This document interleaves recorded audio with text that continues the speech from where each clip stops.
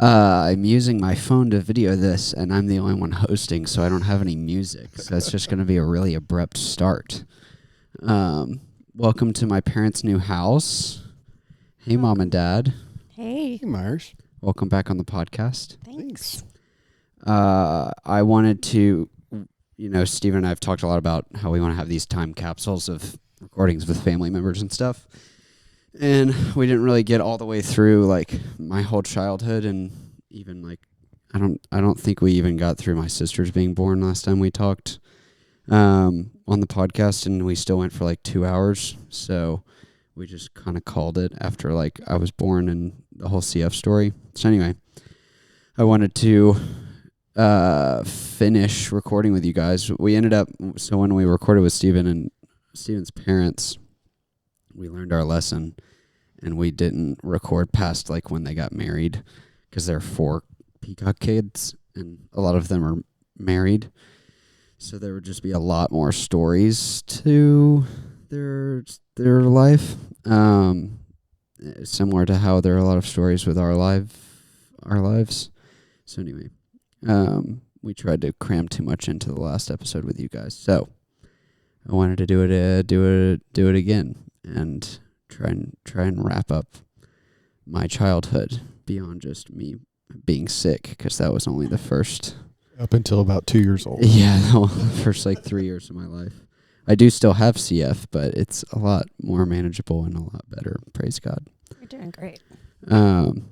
So I think maybe let's start with like Ansley was born in 2002, and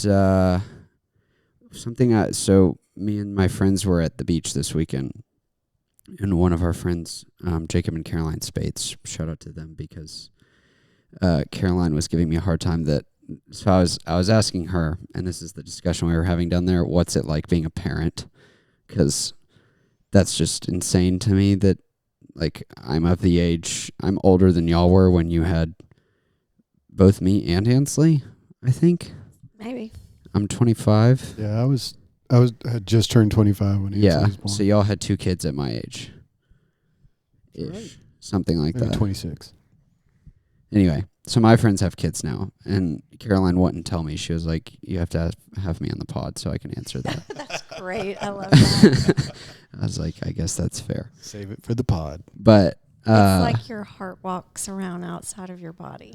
Okay, that is helpful, I think. I still don't know what that feels like, but I will, I guess. One thing we were talking about was naming kids. I feel like that's this like terrifying prospect that, like, whatever you name your kid, that's what they're stuck with, and that's what they're known as. And like if you mess up, then they get made fun of in middle school. Yeah, you really gotta think things through. Yeah, for sure. So what was that process like? I mean, me and then Ansley and then Chloe. How did y'all find our names? Well, with you were really easy, because he wanted to name his first son Myres, and I wanted to name my first son Davis. And so I was like, okay, well, I'll be submissive and you can go first.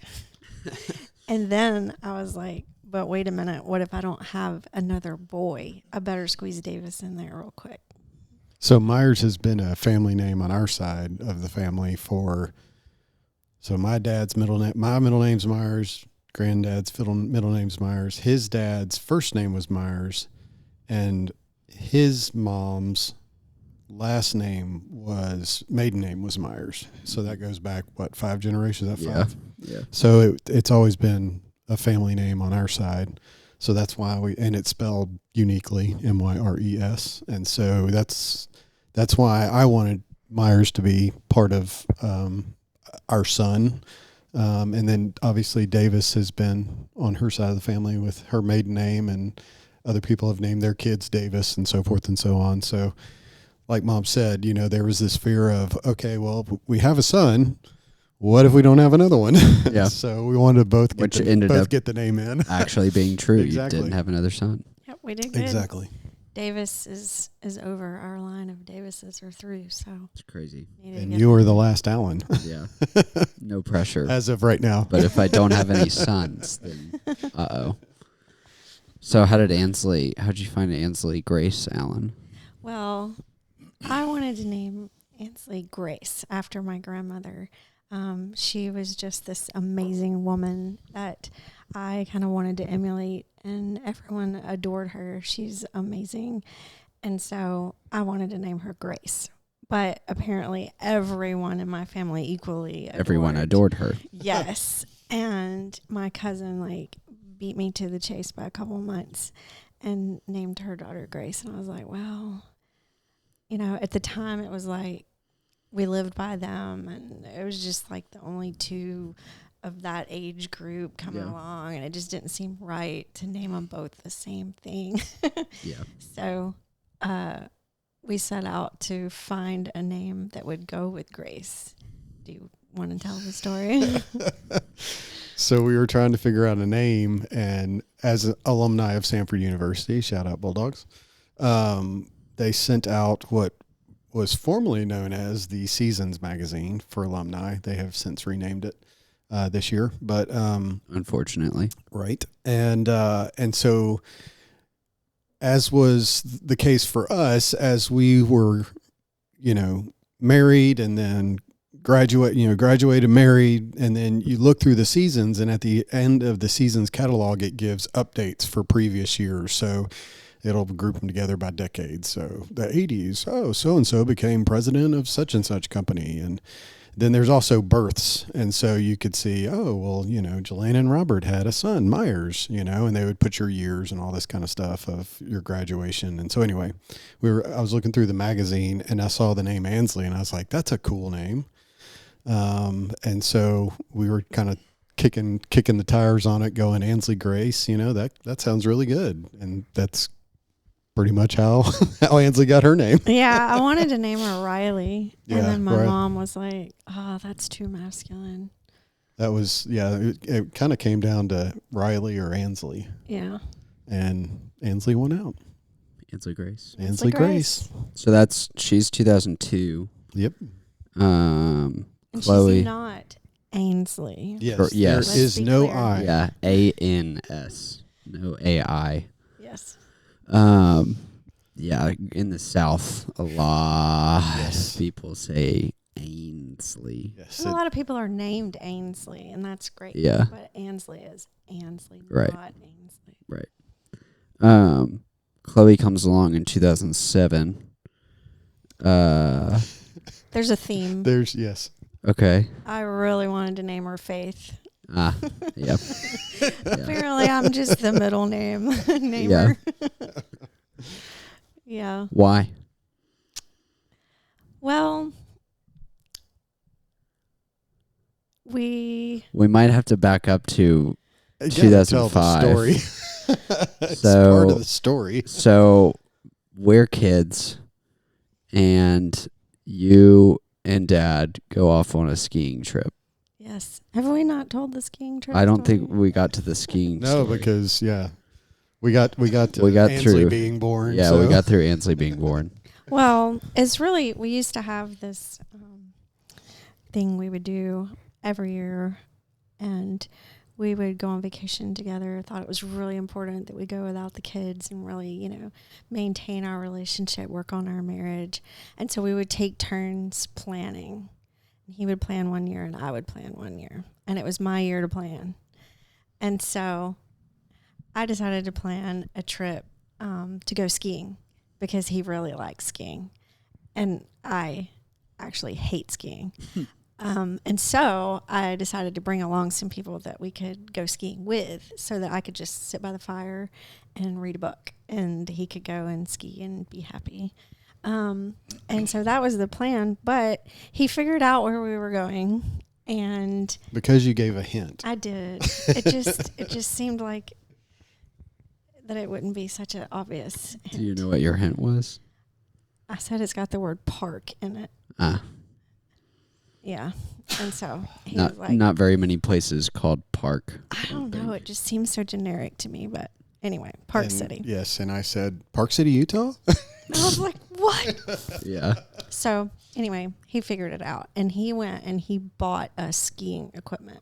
like everything you needed, the skis, the poles, and he even got a helmet because I have a history of falling down when I'm skiing. And so, safety first. And so he brought all the stuff with us, and there was guilt involved. And so I'll interject for a second. So we went with our dear friends, Paul and Emily Lewis, who you know quite well. They were our neighbors for many, many years in our years in Mississippi, for the majority of our years in Mississippi.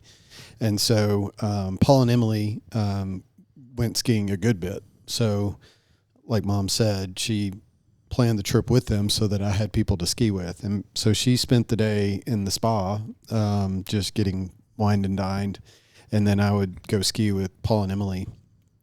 And so toward the end of the trip, Paul and Emily were leaving before us. We were staying for an extra 2 days or something like that. And so the last day that Paul and Emily were there was guilt involved, like she said. I was like, don't you want to come out? We'll go down the bunny slopes and, try out your equipment and all this kind of stuff. And so she begrudgingly agreed. So we went out that morning and we're going down just green slopes, really simple slopes. And then went down the mountain to go have lunch. And then the first run after lunch is where things went awry, shall we say. Yes, they did. So, do you want me to tell my perspective? So I was standing on the so the ski lift that brings you up kind of from the place where you're eating up to kind of the top of the green slope, the bunny slope, if you will. It really wasn't a bunny slope. It was just a straight green. There were a bunch of like wooden boards that looked like animals painted on them. So it'd be like, there's a squirrel and there's an elephant and there's a whatever. And there was a ski school going on. So little kids learning to ski. And so it'd be like, if you were the director of the ski school, you'd say, hey kids, let's ski to the squirrel. And then they'd kind of zigzag along the mountain, and ski to the squirrel, and they would stop and then, let's go to the elephant and ski to the elephant. So I'm standing at the top of the slope, and Mom starts going down the slope, and she's gathering speed. And about that time, this ski school is going from one board to another, like I was describing, and she was kind of headed towards them. And so she was feeling like she might run into the kids. So she started turning. And what I told her was, if you feel like you're ever getting out of control, just kind of lean over and just fall on your butt. And then, let gravity stop you. You can put your skis in the ground to slow yourself down, but that way your momentum kind of slows down a good bit. So she's turning away from the kids, but she feels like she's getting more out of control. You could let me tell the story. So you can pick up the story from here. Okay. So I'm going down the mountain, and I just see a line of children, like my precious children that I've left at home that I miss so badly. Yeah. And they're taking up the whole lane. And so there's nowhere to go. And I grew up water skiing, and snow skiing are like opposites. Mm-hmm. And so I just keep gaining speed, and I'm trying to figure out, I've just been sitting at the spa all week, resting and relaxing. And all of a sudden I'm needing to, engage my leg muscles and stop. And it's not going so well. So I'm like, okay, I'm not going to kill these children. Like, this is not why I came here. I do not want to hurt these kids. And so I'll just fall down. That's what Robert said to do. So I'll just fall down. And so I did. So I'll pick up the story from here. So as she falls, there, kind of a little bit further down the mountain from her, there's a tree that's kind of in a hole, but the hole, it's not really deep, but there is a little indentation in the hill. And in front of this tree is one of those animal signs, like a squirrel or whatever. So I see her fall, and I see her kind of start spinning, and it's going right towards that sign. And so I was like, this is not good. And so I immediately start going down towards her, because she's, 100 yards down the hill or whatever. And my history of skiing, I had been skiing quite a bit. So back in high school and college, the church that my home church back in Memphis, would go on ski trips. The high school would go on a ski trip, college go on a ski trip. So I had been half a dozen times maybe. So I was comfortable on skis. And so I immediately, just on the inner edges trying to get down as quick as I can because I saw her fall. And I see her kind of disappear behind the sign, but in front of the tree. So she falls into the indentation, and there's not much between the squirrel and the tree. So I know that she's probably hit the tree. So, now I'm really starting to be concerned. Yeah. And so I immediately, I'm down there and I stop, and Paul's with me, our friend. And interestingly enough, on the same trip was also, at the time, he was our doctor, our family doctor. I think his name was Stephen. Actually, Stephen was his name. Stephen. And he was on another part of the mountain. And so Paul comes down, he's behind me, and when I stop, she is groaning in pain, like screaming in pain, is not in a good place. What? I don't think I was screaming. Well, it was more like a moan. And so at that point, I'm like, Paul, we need to get ski patrol because she's hurt. And so he's looking for ski patrol, and once he finds ski patrol, then he calls Stephen, who's our family doctor. So he comes from the other part of the mountain, and so they ski patrol checks her, check vitals, all this kind of stuff, and tries to stabilize her, and then they put her in the sled to take her down the mountain. Well, it's not a 2-person sled, so I have to ski down the mountain to follow him. So I follow him all the way down the mountain to the bottom of the mountain where the ambulance can pick her up. And so we end up going from Park City to Salt Lake City to the ER, and we're in the ER. Claire might appreciate this. So, in their ER, they have obviously they have rooms that you can go into for them to do an analysis of you and all that kind of stuff. But there's also just parallel parking lanes. I don't know how else to describe it, just in the hallway. Yeah. And they're numbered 1, 2, 3. And so we get street parking. Exactly. And so they park her in one of those parallel parking lanes in the hall in the ER. And we were basically there for the better part of 12 hours as they would, take her back, run x-rays, and do all the assessment type things. But anytime she would get done with an x-ray or some sort of assessment, they would then bring her right back out to the parallel parking in the hall. Were you conscious this whole time?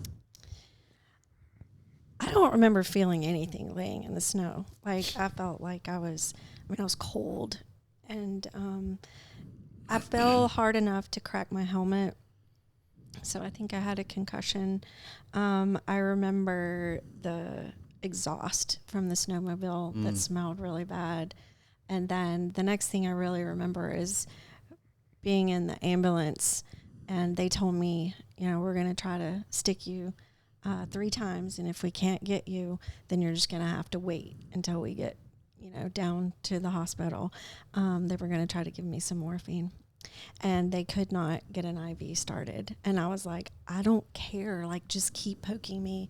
Just keep trying, So I remember hurting really, in a moving really bad. ambulance. Yes. And I was like, I don't care. Just keep trying.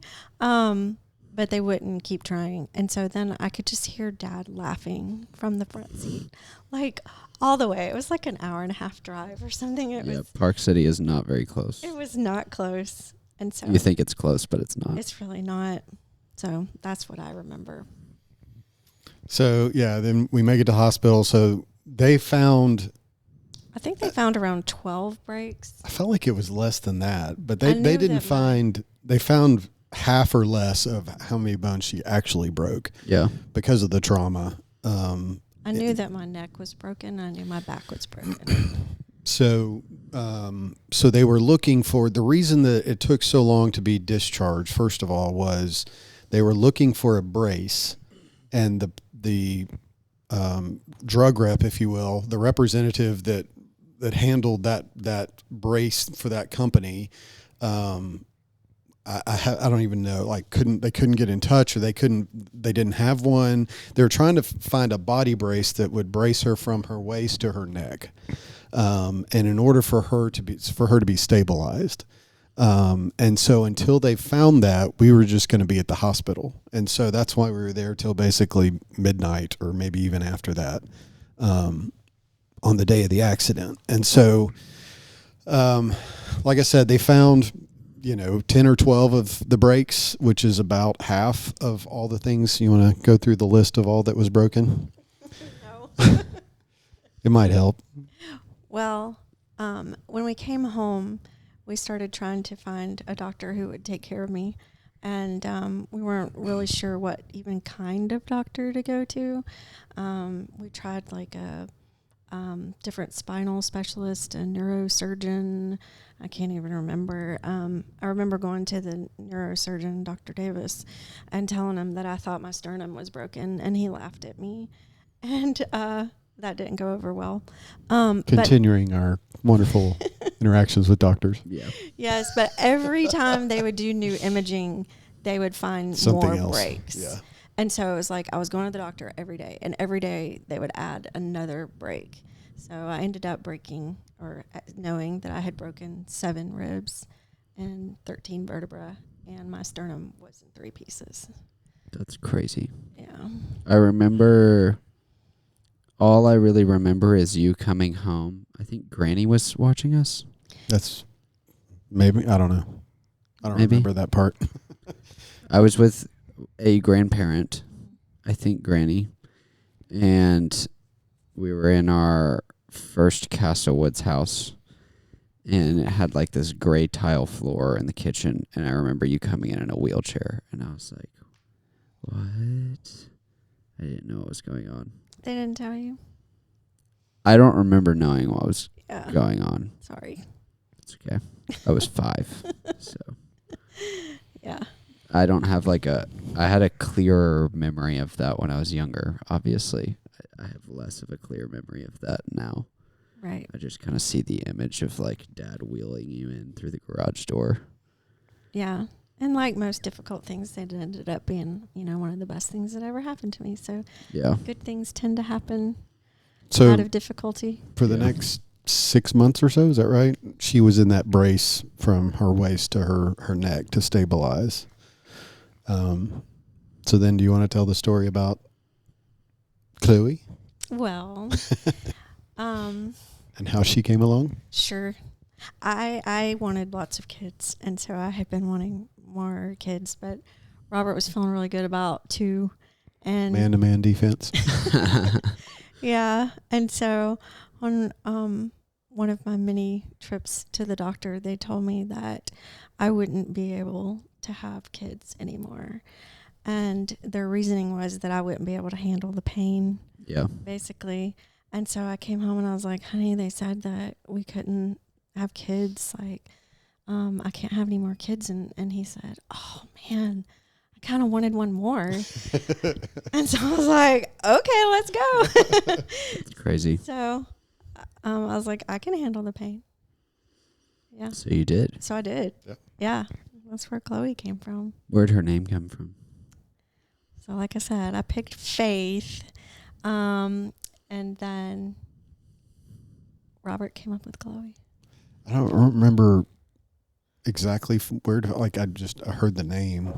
I don't know that I picked it out of a Seasons magazine per se. Right. But we were just going through names. Yeah. And I'd heard that name and I was like, I really like that. I really like the name Chloe. Yeah. And so Chloe Faith it was. Chloe Faith sounds better than Faith Chloe. Yeah. It does. That was the other thing. It does. Yeah.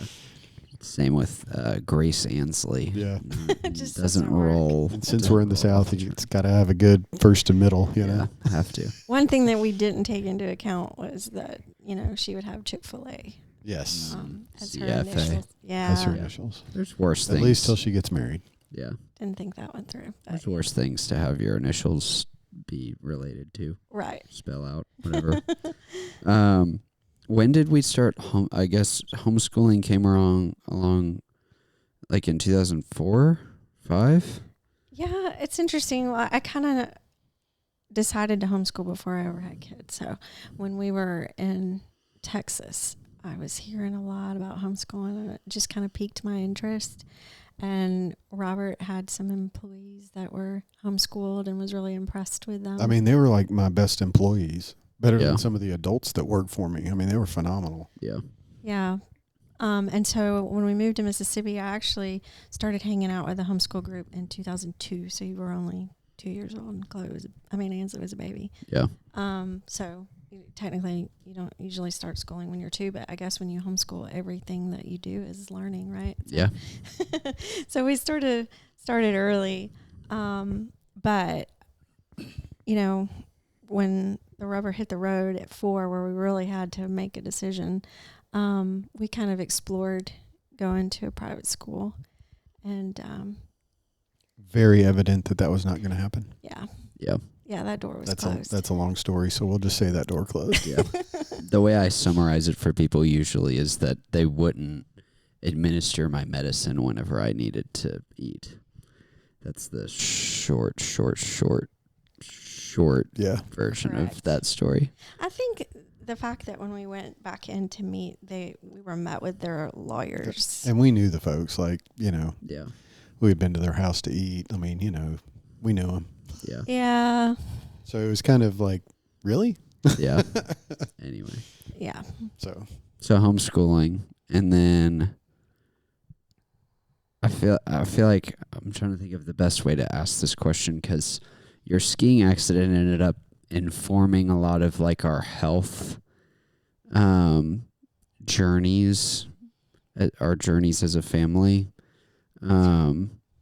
Do you want to kind of delve into more of that? So, I mean, you got a lot of really bad, are they called prognoses from doctors? Right. Everybody telling you were never going to be able always to do going to live in anything ever pain again. Yeah. Yeah, I was told that I'd have to be on pain meds the rest of my life and muscle relaxers. And I really did not like pain medicine Yeah. at all. Like, I was, hallucinating, and right about the time that my medicine would be due, I'd start shaking and I'd get sweats. And so I'd go to the doctor and I'd say, I think I'm addicted. And he'd say, you're not addicted. And I'm like, I don't know. It feels Do you know what you were on? Was it like opioids? I'm sure. I'm sure it was. I had patches. I was on a lot of stuff. Yeah. But morphine, I know, was a part of it. I just know what those medicines are now. So I'm Right. curious if you were harmed by the Sackler family like so many others were. Right. Well, I was seeing spiders coming out of the ceiling, and it was crazy. I did not like how it made me feel. Yeah. And so I wanted to get off. Mom has the crazy ability for any side effect of a medicine to affect her. Yeah. Like, anytime you hear that on a commercial, side effects might be like, that's Yeah. pretty much what happens I'd be a good guinea pig. Yeah, she would. Yeah. So I wanted to get off, and the doctor told me that I couldn't. And so I was like, well, I'll just do it. If he doesn't want to help me, I'll just do it myself. So I was like, okay, I'll just cut my dose in half. And then after a little while, I'll cut it in half again, and I'll taper myself off. And unbeknownst to me, someone had been slowly taking some of my pills. They came over to the house to help. Meaning stealing some of her pills. Yeah. Someone was stealing from me, and I didn't realize it. But I had a lot of people in and out of the house helping because I really couldn't get out of a chair for about 6 months. So That brings up the whole homeschool thing again, because a lot of the homeschool kids would come and help mom during the day. Yeah. Which is another, drawing us into the homeschool community. Yeah. Sure, that was a blessing. So that made me lose track of what I was Sorry, saying. I apologize. Someone was Somebody taking was stealing your pain medicine. Yes. So someone was taking my medicines, and so I ended up having to quit cold turkey. People were in and out of the house helping, didn't know they were being taken. And then as soon as I said, you know what, I think I'm going to get off, and I announced it to the world that I was going to get off, then they were taken completely. And so I had to figure out cold turkey, how am I going to do this? Like Yeah. you couldn't get refills because it wasn't time. Yeah, it was bad. But I didn't want refills anyway, because I just wanted to get off. So I actually went to this like natural store downtown, and I was like, oh, can you give me whatever you give to like addicts when they're trying to get off of drugs? And so I don't even remember what they gave me, but they gave me something to help me with the withdrawals, and it really helped a lot. Yeah. The problem was I was still in pain. There's something called rebound pain when you've been on pain meds for a long time. And so I think I actually hurt less off the pain meds than I did when I was on, but I did still hurt. And so I started doing all sorts of research on what type of natural supplements that you can take to help with pain. And noni juice was one of them we would order from I remember Hawaii. that, yeah. Yeah, so Forgotten that. How do you do research on stuff like that? um Because this is before the internet? no, it wasn't. Okay. I read a lot of books. I listened to a lot of like health shows. It wasn't really podcasts back then. So Radio shows? when I was stuck in my chair and I couldn't do anything, I started watching a lot of Food Network. But there were a couple of shows that would come on every day that were different doctors that were talking about kind of alternatives to medicine and natural ways of doing things. And I ordered their books, and I don't know, I just did a lot of research. Yeah. And so I was having some good success, I should say. And so much success really with myself that I was like, well, I feel like I could, apply this to Myres and try to figure out some things that would help him as well, because it was really impressive. Yeah. Cool. Yeah, that was my gateway. Then the floodgates opened. Yeah. Do you want to tell your healing story? If you want me to. I thought that was kind of like the end of that season story, Right. in a way. I wasn't sure where you wanted me to go with it, but so Scripture tells us to confess your sins to one another, and you'll be healed, and go and have your elders pray over you, and so when you have something terrible, like a terrible accident, everyone starts praying for you. Yeah. And it's natural to turn to the Lord in times like that. And so I think that's probably one of the reasons why it's such a blessing when difficult things happen, because, you turn to the Lord. Yeah. So I guess the goal is to turn to the Lord without terrible things happening to you. But anyway, so I had a lot of people pray over me. We had gone to the elders. They anointed me with oil and prayed over me. And I was still in a lot of pain. And so one night I was at a small group, and a gentleman was visiting, and he learned about what had happened to me. And he said, well, can I pray for you? And I was like, absolutely. I was like, I've been prayed for several times, and it hasn't seemed to make a difference, but absolutely pray for me. And so he prayed over me, and it was really just kind of a normal prayer. It didn't really seem out of the ordinary or terribly unusual in the words that he used. But afterwards he was like, okay, so God's healed you, and so now you just need to walk in it. And I looked at him and I was like, I'm Baptist. What does that mean? How do you walk in it? What are you talking about? And so he was like, well, God's already done this. He's already healed you in the heavenlies, and you just haven't seen it yet on earth. And I was like, well,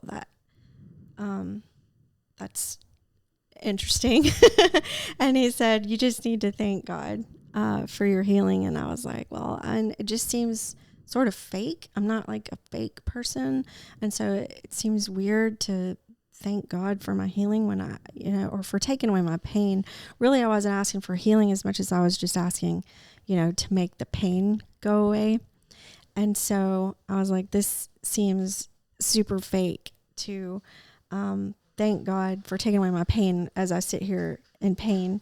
But he encouraged me to. And so I was like, okay, we'll do this. And I kind of looked at it like fasting.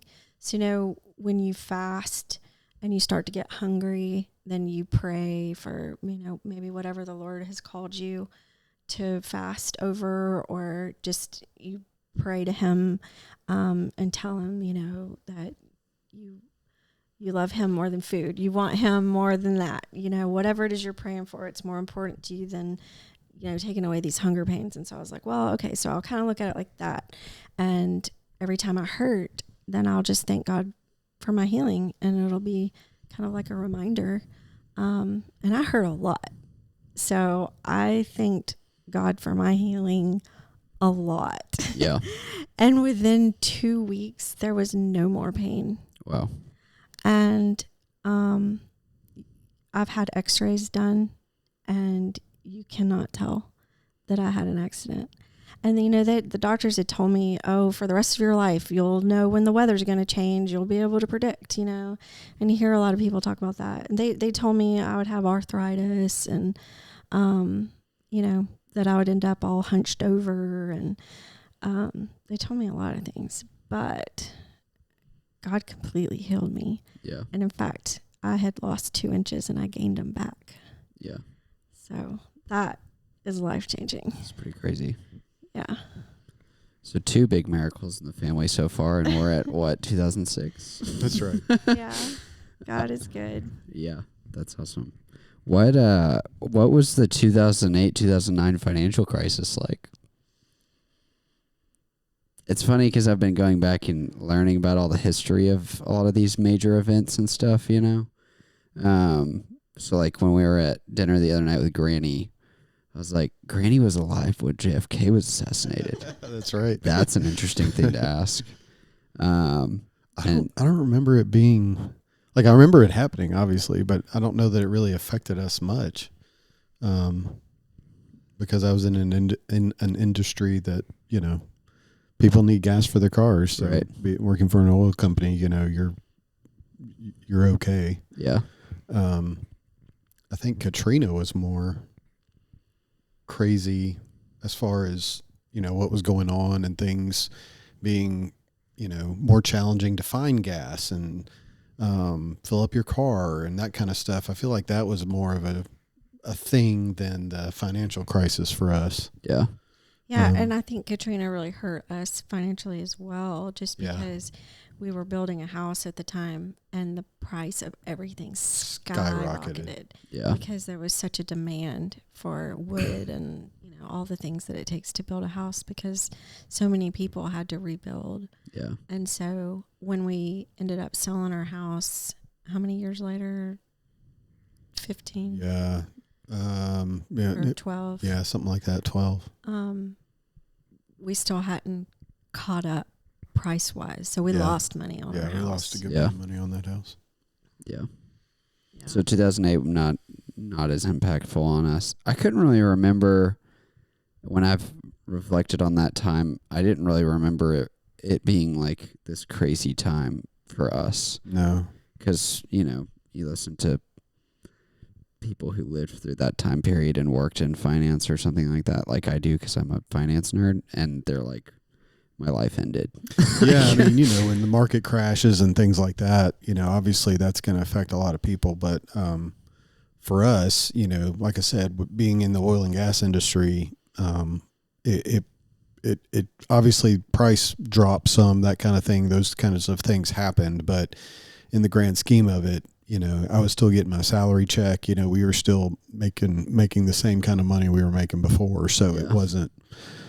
it wasn't as impactful as if we were in a different industry. Right. There was a financial crisis later when the oil dropped. Yes, That was bad. that was bad. Yeah. That was a little bit later. So I feel like the next major thing I can think of from childhood is South Africa.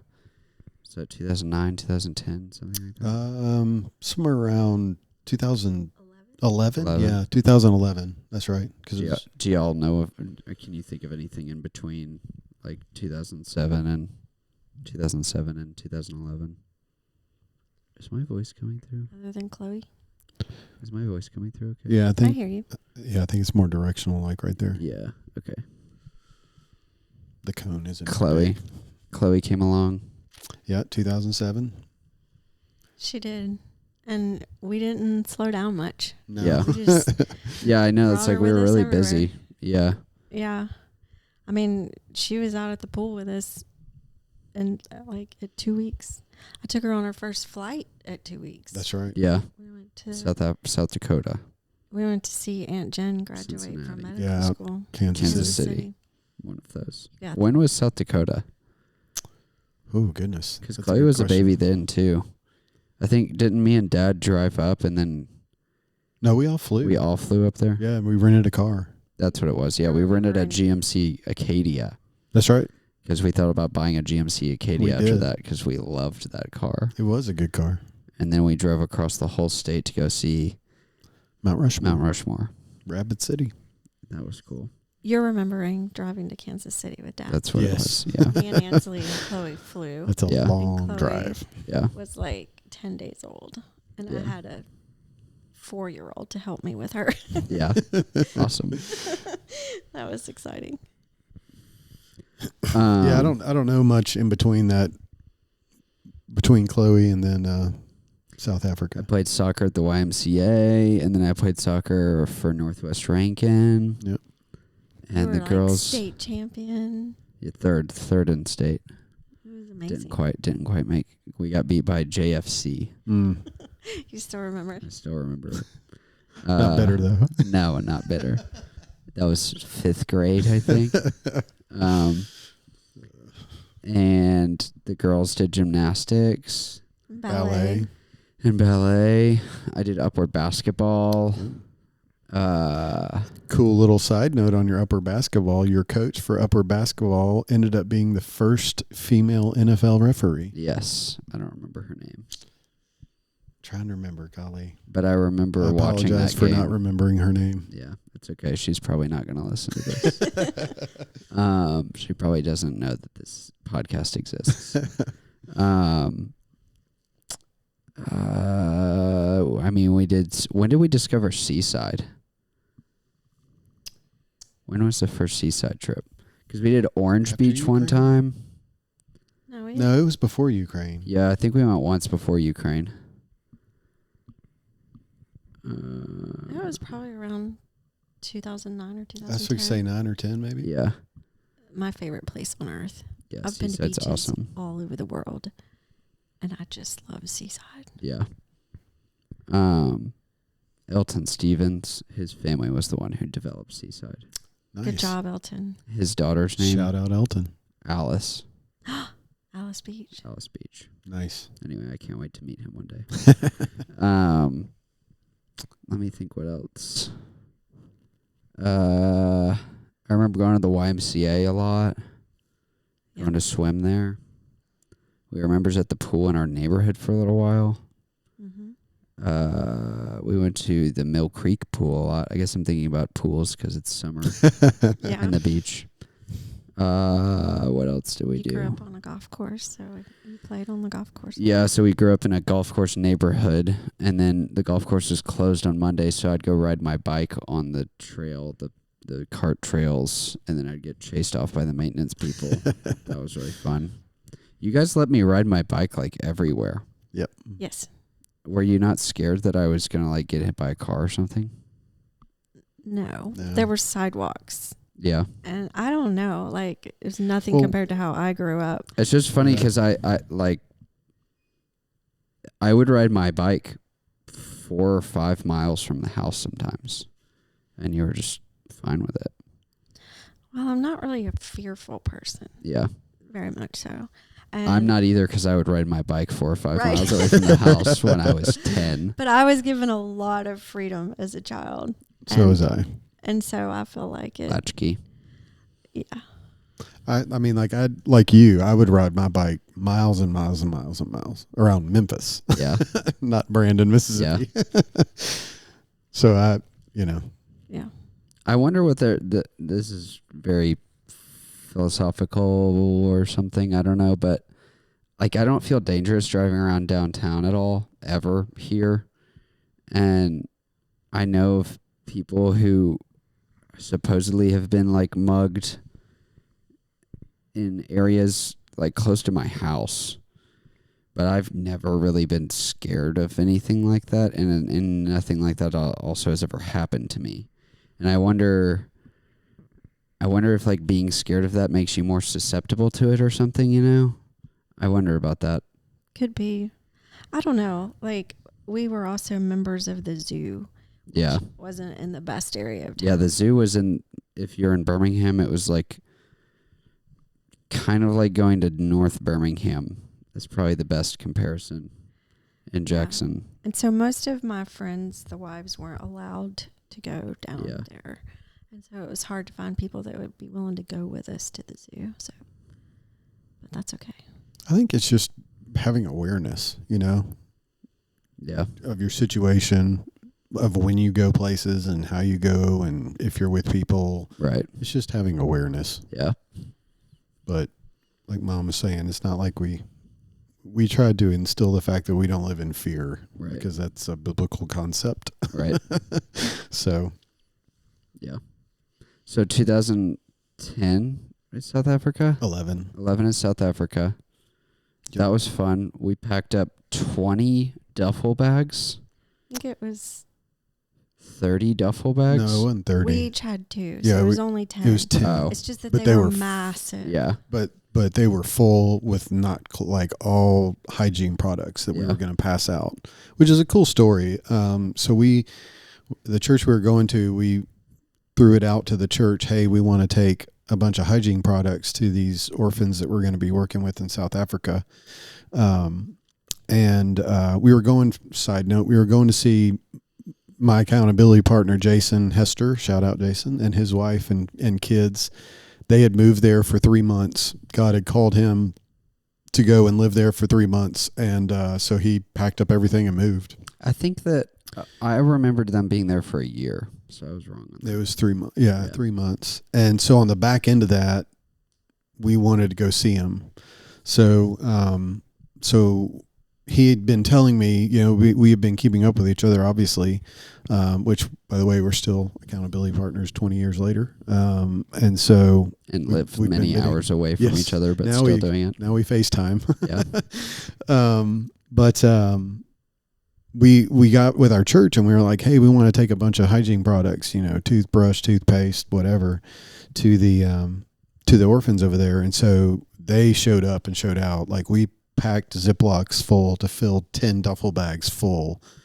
And so we were concerned a little bit, you know, if we could get through customs with it. Well, first of all, these were like military. Yeah, they were huge. Duffel bags. Yeah. Like, you could fit people in them. Right. They were very, very large. And so we packed all of our clothes just in a back, like a carry-on, like a backpack. And we were going to be there for 2 weeks. And so, go ahead. Yeah. So we have pictures of the kids on luggage racks. Yeah. You know, it's with just so much luggage. I mean, it was crazy. So we were concerned about customs. We were wondering if they might confiscate all these hygiene products. Because they had, for the past year and a half to 2 years, they hadn't been able to get any supplies through. And so we were, you know, obviously people were praying, we were praying. And so crazily enough, when we depart, we are in D.C. waiting to take our really long flight from D.C. all the way to Johannesburg. And there's a stop off in Senegal to get refueled. So it's basically a 24-hour plane ride.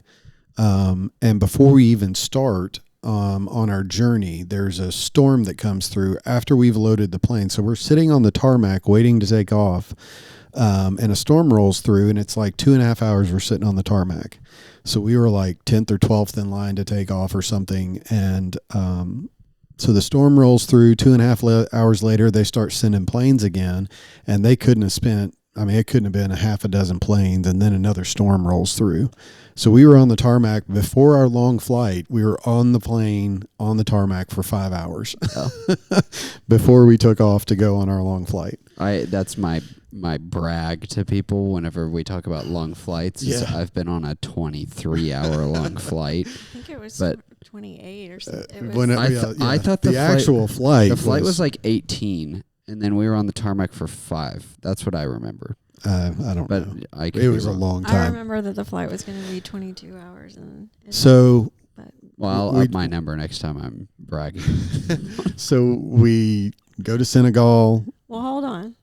before you go there. Okay. Just know that we have 3 young children. Yeah, Chloe Yes. is 4.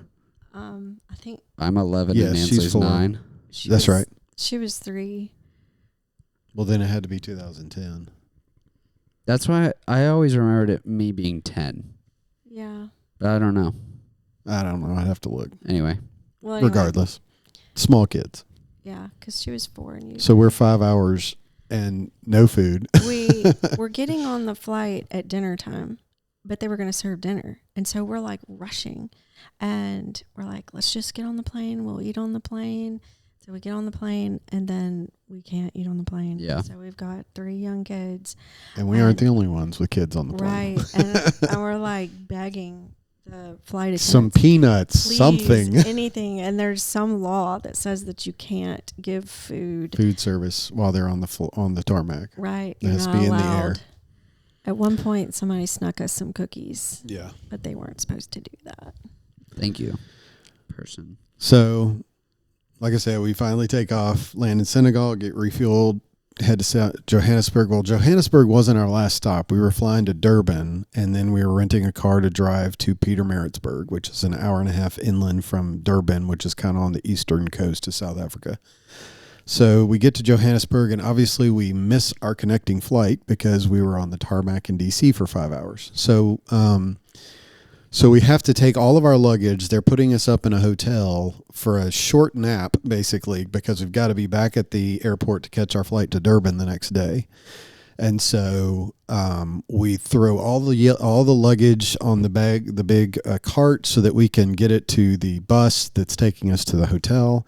So we're waiting to go through customs, or we're trying to find a way to get to customs, to get out, to leave and go to the hotel.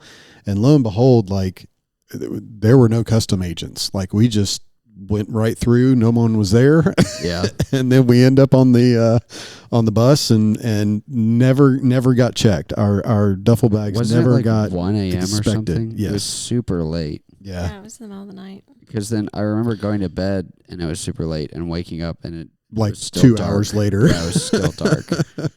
And like I remember the sunrise when we were in the air. That's like, right. Taking off. That's right. So it was kind of interesting that it was a long journey to get there, but it was kind of, I guess, God's provision for us to be able to make it through with those supplies because they never got confiscated, never got checked. Yeah. So we made it to Pietermaritzburg with all the 10 duffel bags full of supplies. Yeah. So that was really cool. That's cool. I remember seeing the World Cup stadium, I think, from the plane. That was a couple years after World Cup, so that was a huge deal to me. And then I remember playing soccer with a bunch of little black kids there. Yep. That was really fun. And they were way better than me, even though they were way littler than me. I remember the orphanage, and then I remember there were protests. Yep. Like down the street from the orphanage. And then I remember the creche we were painting. Mm-hmm. And there was a hole in the ground there. And That was the little bathroom? mud hut that was a bathroom. Yeah. And then I remember the Airbnb. It wasn't an Airbnb. It was a bed and breakfast. Bed and breakfast. B&B. Yep. That had monkeys outside. That's right. And so we would like go out and there'd be monkeys in the trees. Just in the trees. That was amazing. And that was like so cool. Do you remember the barbecue? I remember the barbecue where they roasted like a whole boar or something. I don't remember what they roasted, but and then they had those special pots. Poiki pots. And then we brought one back. And then I don't know if we ever used it. I don't think we did. We still have it. I think we still have it, though. Yeah, it's like this cast iron pot. It was pretty cool. It's got the little legs on it. Looks Yeah. like a tripod. And then I remember going on the safari thing. Yep. And then on the way back, we stopped at a pizza place, and there was a Ferrari club. And it would be my luck that we would run into a Ferrari club in a basically third world country.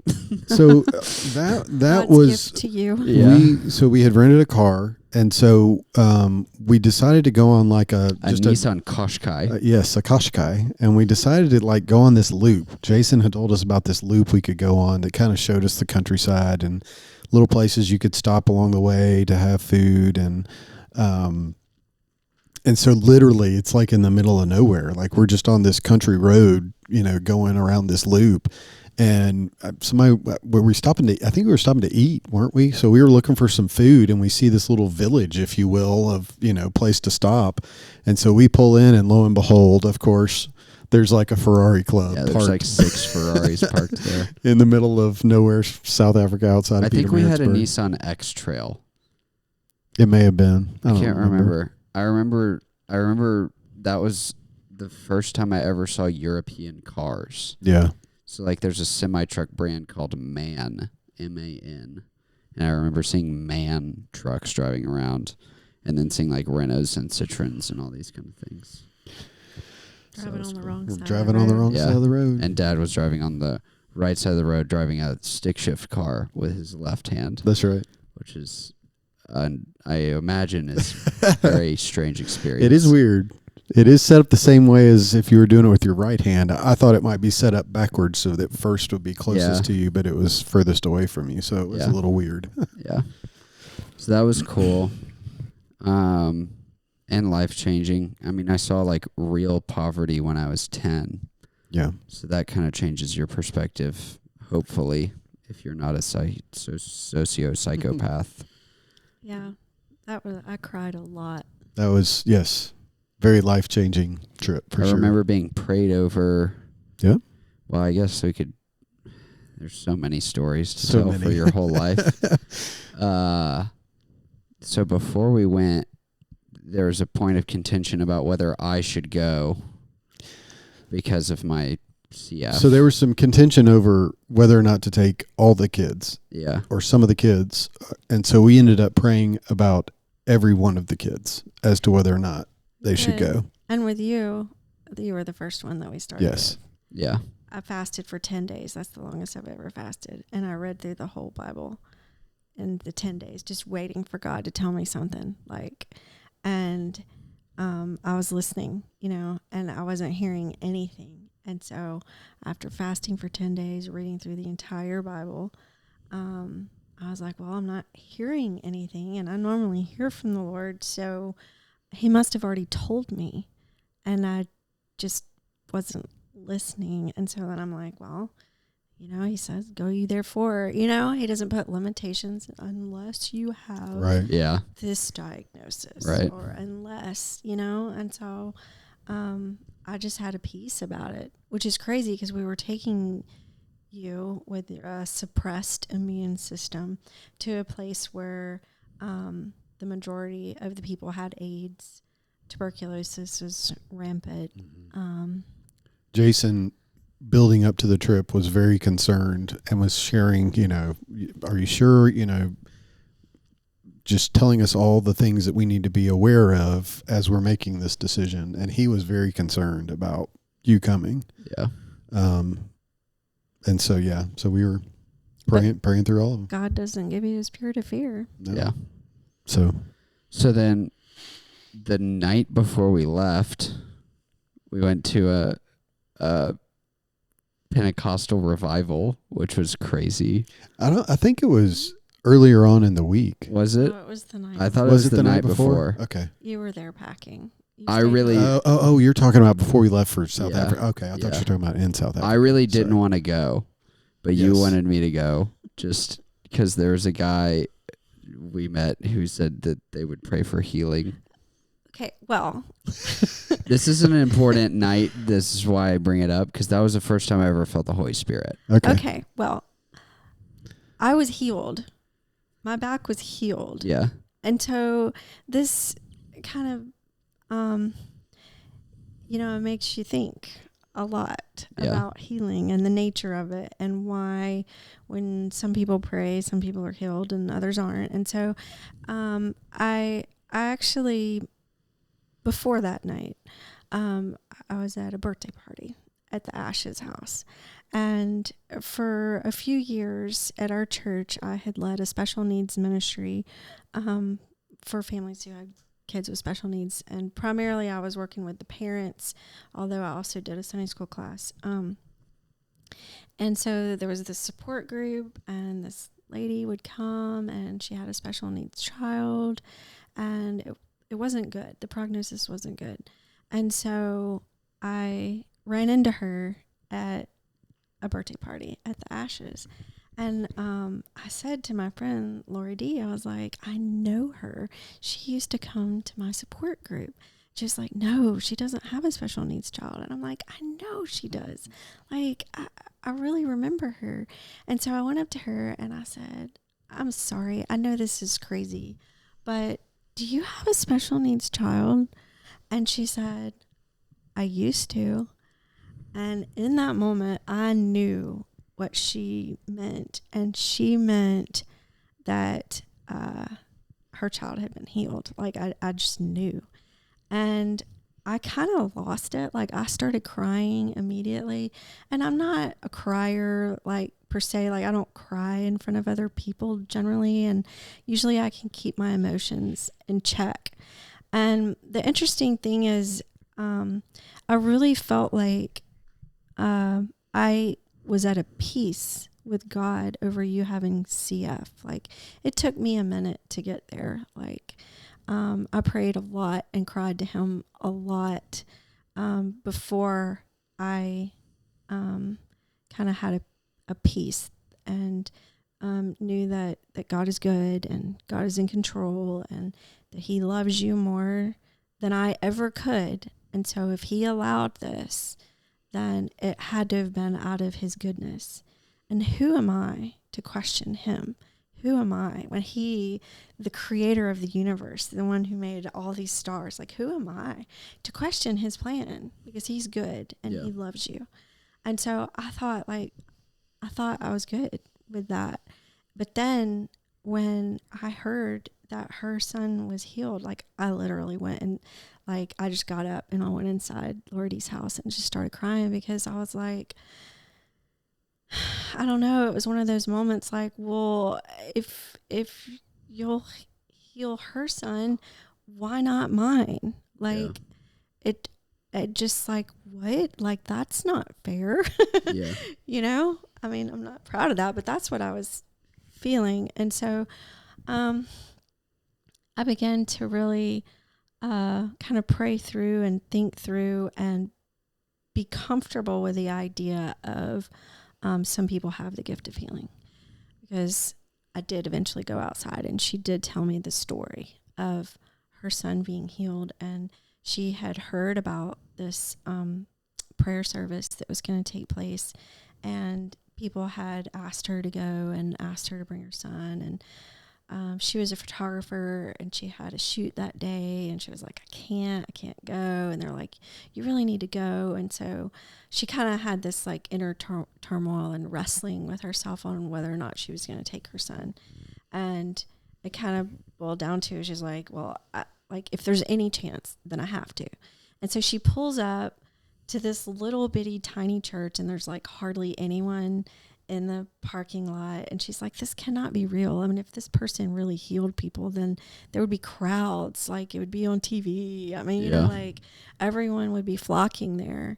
But it was very unassuming. And so she took her son in, and this healer prayed for him, and he was healed immediately. And so I just started thinking, well, I mean, like, where is he? He was from another country. And so otherwise we would have been there. Yeah. She couldn't remember his name. It's really interesting because I don't remember the name of the person who prayed over me for healing, because it's not about the person, you know, it's about God. And so anyway, we went to the chiropractor regularly, and there was this Pentecostal minister that was always at the chiropractor. And so I walked up to him and I said, I know this is crazy, but do you have anyone at your church who has the gift of healing? You know, because we don't have that at the Baptist churches. Right. But maybe at a Pentecostal church they might. And he was like, well, yes. In fact, we do. And we have this conference coming up, and we're going to have a great deal of faith there. That's what he said. We're going to have people from all over the country. So it was like their denomination had this big event, and all the ministers would come there, the missionaries, pastors. It wasn't just like normal lay people. It was like all of the ministers from that particular denomination would come. And so I'm like, we have to go. And I told Robert, I was like, I can't not go, because what if, you know? And like we said, this is the night before we're leaving to go to South Africa. Yeah. So I left Robert at home to finish packing. Do you remember? And I supported it. I was like, absolutely. We'll figure it out and make it happen. I remember not wanting to go. Yes. And we went with Colby and Kim Harrell. That's right. And we were in maybe like the back right section of the sanctuary. Mm-hmm. And they had all the pastors up on the stage sitting in chairs in the back. And then one would come up and he would preach. But the preaching was like yelling. Yes. And I had never experienced anything like that because we grew up in a little Southern Baptist church, which has a different style of teaching. Yes. And then they called for like a time of prayer at the end. And you were like, let's go down. And I was like, I don't want to go down there. Yeah. Like, there's all these people like crying and like praying and falling out in the aisle. Yeah, and speaking in tongues. And I was like, what's happening right now? Yeah. And you were like, no, you don't have to, but I really think we should go down there. And I was like, okay. So we did. And we met with that pastor, and then like 2 or 3 or 4 other people came over, and then a few people came around and started praying over me. And I remember wearing jeans and some kind of t-shirt or something. I remember wearing jeans, though, because I started to feel like a wind blowing around my legs, as if I was like at the beach with board shorts on, but I had jeans on, and I looked up around. And I didn't see any air vents or fans or anything. I just felt this like it felt like there was a fan a few feet away from me blowing on my legs. And then I started to feel like really warm in my torso. Mm-hmm. And then this is kind of funny. The pastor was like, as he's praying over me, he was like, take a deep breath. And so I was like, and then he was like, has he ever done that before? And I was like, yeah, I can breathe. I'm not that down bad. But anyway, we left. After, they pray over me, and I feel all that, and it was kind of crazy. And then they pulled us into the side room, and this lady's just like, can we get you some like cookies or some water or anything? And we're kind of like shell shocked a little bit. We were like, what just happened? I've never experienced that before. And I think Kim also felt the wind, and maybe Colby also felt the wind. I can't remember. Yeah, do you want to hear it from my perspective? Yeah, because you had a different experience. I did. I had a very different experience. So I'm in the back, and I'm like judging everything that is said, like theologically, tearing it apart, not just like what they were saying, but how they were saying it, their methods, you know. They took up an offering, and it was in like clear containers, and people were like dropping $100 bills in, but you could see it, you know, it's all very showy, and it was loud. And I was in the back going, oh Lord, please don't let me mess Myres up. Like, please, like, don't let this taint him. Don't let this scare him. Like, what have I done? You know? And all the while, like, it kept going. It was like hours. It was pushing on 10 o'clock. It started at 7. It was pushing on 10, and we were leaving really early the next morning. So I was like, Kim, how are we going to know when to go down and get prayed for? Because, like, that was the whole point of coming, was to get prayed for. And I was like, how are we going to know? And she's like, I don't know. And so we're waiting, and then all of a sudden, I don't even know what was said, but everybody started rushing the aisles, and I looked at her, and I was like, well, I guess now. That's probably it. I guess this is it. And so it was the strangest thing, because I was just like overwhelmed with emotion, and I couldn't speak. And so we got out into the aisle, and it was like, how in the world are we going to get through all this sea of people? And this woman just sort of like glided over, somehow navigated the seas of the people in the aisle. And she looked at me and she was like, "You want your son to be prayed for?" And I was like, I'm like shaking head because literally I don't even think any noise came out, but I was like, yes. Yeah. And I'm like, I don't know how you know that, but yes. Yeah. And so she like helps us get down there, and then they come and they pray, and I'm still praying like, Lord, please don't let me mess him up. Please don't let this be messing him up. Like, that's all I'm praying, really. It's just because it was so, I had a terrible headache from just how loud it was. And I was just mostly concerned that I was scarring you for life, really. So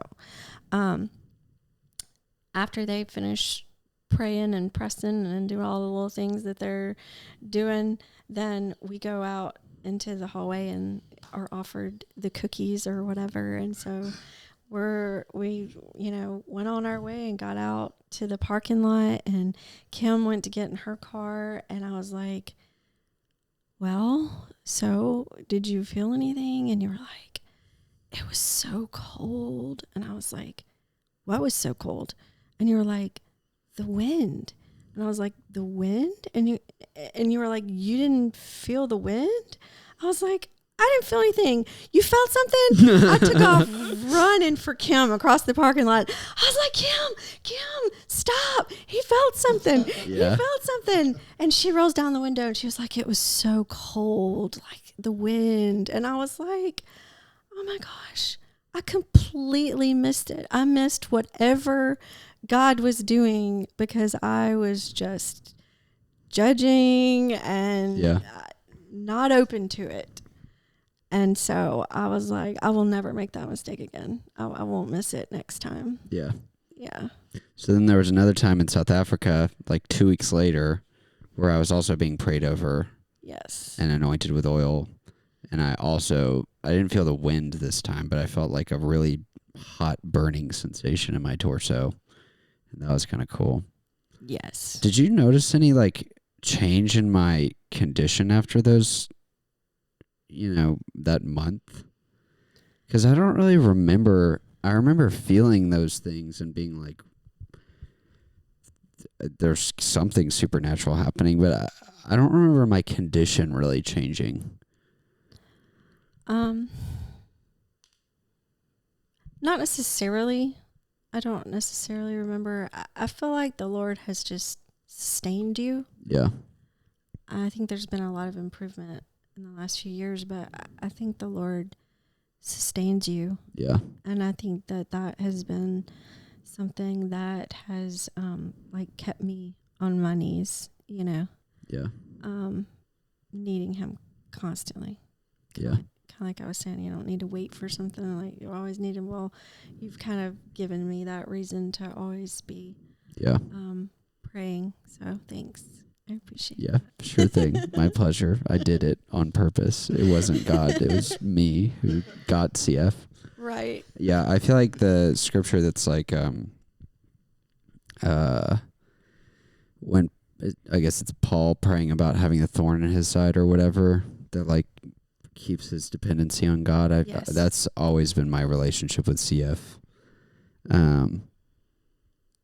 And that was kind of how I came to be like okay with it on my own terms. And my relationship with God was like, this is what keeps me coming back to him, and this is what like solidifies that I know he's real. Right. Is that I should be in like the bottom, quartile of people with CF, but somehow I'm in the top quartile of people with CF, if that makes sense. Oh, it does. So I feel like that was like that time, those like 3-4 weeks was really when I think I realized God opened up my eyes to a lot of like the spiritual world, because the spiritual world is like maybe more real than the real world that we think of. Right. But it's in America, people don't, I don't know, it's a different culture here. I think most parts of the world, like the spiritual world, is very acknowledged and like that conversation I was having with a guy in Budapest. He was a Iranian guy, and he was just talking about how like I don't think he's a Christian, but he grew up in a Muslim country and has a Muslim background, and the Middle Eastern perspective on life is so much more spiritual in so many ways, where there's this like sense of listening to the spirit that leads you kind of perspective. So he talks about when Americans travel and Westerners travel, they have this like bucket list, and there's all these things they want to do and places they want to hit while they're there. And when he travels, he goes to a place and he might have one or two things that he wants to do while he's there, but most of the time he just goes there to be there and to kind of like follow the course of where the place wants him to go, if that makes sense. And I think that trip is kind of what opened me up to that. And I don't know. That's kind of all I have. There's not like a resolve to that, I think, but it God opened up my eyes to see that like the spiritual world is all around, So that's pretty cool. Yeah, I feel like the Holy Spirit is definitely the most misunderstood person of the Trinity. Yeah. And the one that's probably the least talked about. And so it's hard to put your finger on it because we try to explain it in our terms, something that can't be explained. Yeah. And so it's hard to understand how and why he works. Yeah. But he definitely does. Yeah. So that was cool. And then, well, I will say for us on our side of things, yeah. The build up to South Africa and then South Africa was definitely life-changing for us as well. Because while y'all were in the orphanage, we would go into Sweetwater, which is a little village, if you will, or I don't know how else to describe that. It's just a village that was just ravaged by AIDS. I mean, we were going with the one of the ladies that was on the care team, and she would go door to door every day and hand out a month worth of supplies in a Walmart bag. So it'd be like medicine and rice and grains and, just a variety of different things just in a Walmart bag. Not oversized, just when you think Walmart bag, that's what it was. Yeah. And so while we were going house to house, sometimes she would go ahead of us to check and see if the person we were going to see had passed away overnight, because people were dying every day. Yeah.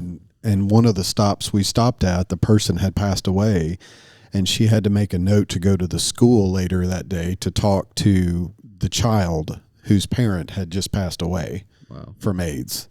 So, I mean, literally you're going house to house to house and you're just, it changes your perspective on God being a provider and God being enough for someone. That's where I had a crisis of faith, was how can I pray for this person and believe that God is enough for them in their situation where they don't know if anyone's even going to come that day. Yeah. That was hard for me to reconcile, because being from America, we have all our needs provided for, Yeah. It's easy to put food on the table. It's easy to, do whatever. And so that was the challenge for me on that trip, is understanding what it means for God to be enough for somebody that's laying on a bed just hoping that someone comes and visits that day. Yeah. And God was enough for these people, Yeah. And so for us, it was, I know it was definitely life-changing, and it changed our spiritual perspective as well. It was a big change and a big move in the right direction in our spiritual walk. Yeah. It was hard in a lot of ways going through high school, having had that experience, because I think it makes trivial things easy to deal with, because you know how hard life can be when you see suffering and death and poverty. So the little spats that you have between your friends in high school, the drama and the, like, you know, stuff that feels like the end of the world when you're 14, if you've experienced the real end of people's worlds, those things are trivial, you know? So in a lot of ways that was really amazing for me, but also in a lot of ways it made me really impatient with people. Well, Jason and Mom and I think we've talked about it too, is you can't explain that to somebody. Yeah. It has to be experienced. And so you can try to paint a picture of, man, if you can imagine downtown Birmingham and there's no power and there's no this and there's no that, like, that's the best that you can do to describe it, but it still doesn't get the person there. No. You know, it still doesn't allow them to have that experience of going, oh my goodness, this is face to face in front of me. And the scale of, like, rolling hills. Exactly. Of huts of people dying. Yeah. And I was trying to explain it to someone when I came back, and I was like, even a homeless person on the street here, the trash that they have to go through is nicer. It's than, way better. Like, I mean, Yeah. like, They have it way better Yeah. like, as a homeless person in America. yeah. I mean, there's no government coming to rescue them in Africa, which, Yeah. I mean, I don't think that's the government's place anyway, but there is no help. Yeah. Like, so God is their only hope. Yeah. Like, you know, homeless people can find a soup kitchen to give them a hot meal and a place to stay and things. Yeah. Or a dumpster outside of Yeah, McDonald's. Yeah. They don't have that luxury over there. So, and we went on other trips too, like both as a family and individually. I didn't do some of the, like, Central American trips. I've still never been to Central America, actually, which y'all did. And then you did Wales, which was really cool. We did Ukraine as a family and did, like, orphan ministry there too, a little different. But what made you guys choose to travel, and how did you do that? Because, you know, I have friends now who have traveled the world a lot, but most of my friends who traveled the world a lot are really well off, and we were taken care of, but we weren't, you know, dad's not the big CEO bigwig that some of my friends' dads are, you know, but we still traveled a lot. And what made you guys prioritize that? How did you do that?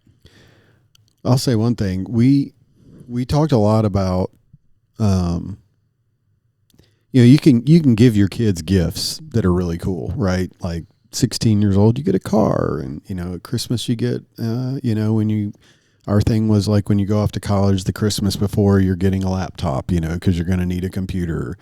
And those things come and go, you know, but we really value experiences as a family. And so we tried to create experiences that y'all would have memories of, that, you know, you would think fondly of, whether it be a mission trip or whether it be going to see Uncle Trip in South Dakota, or, you know, going to Seaside or whatever.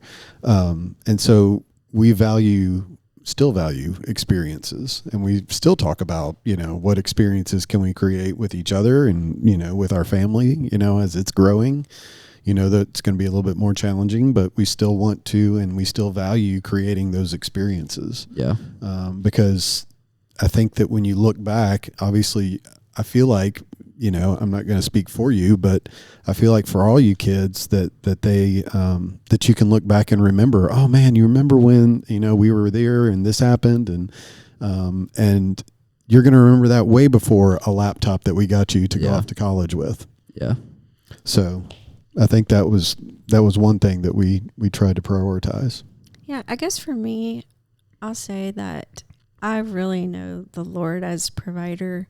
So I went to Sanford, which, you know, is very expensive, and my parents weren't able to help me. And so I had to pay my own way to Sanford. And what that looked like was working really hard during the summers. I couldn't go work at a camp or do any of the cool, fun things that other people were doing because I had a certain amount of money that I had to make every summer. So I like to say, oh, I paid my own way through school. But the truth of the matter is that, like, God paid my way through school, that I really came to know him as a provider. And so I just never let money stop me from doing things. And that may sound weird, but just where there's a will, there's a way kind of thing. And I love to travel. And I love my kids, and I don't like to go places without them. And so I wanted to go, and therefore you were going to go with me. And yes, we did want to, we homeschooled. And so the world is the classroom. And so we wanted you to be able to see and experience. And since we had the ability to travel like throughout the year, not just at certain times and during certain breaks, we had the schedule to do it, and we just didn't let money be a barrier. Yeah. This is something I'm very grateful for before I say it. And also, I think it will play well for me in the long run. But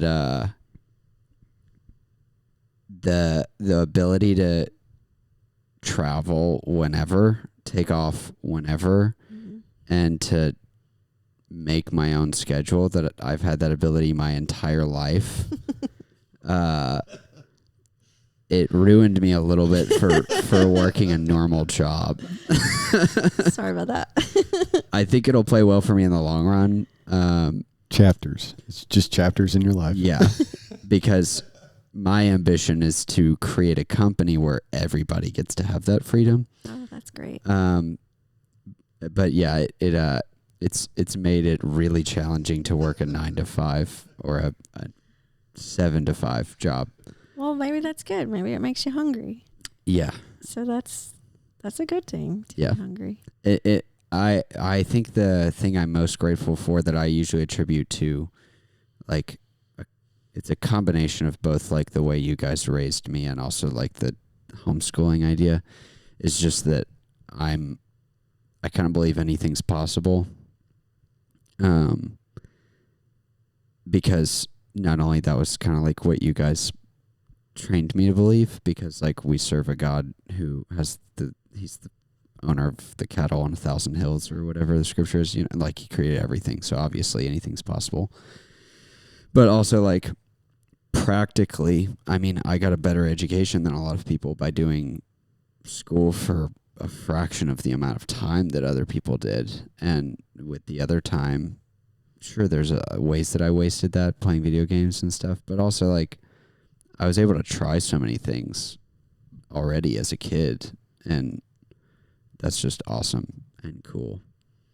So thanks. You're welcome. I'm glad you enjoyed it. What was having teenagers like? Amazing. I love teenagers. That seems like, I think the part that I'm most excited for when I have kids is to actually have like really intellectual conversations with them. I'll just have to say that every age is amazing. Yeah, I'm excited to have younger kids because I think it'll like open up the world to me again.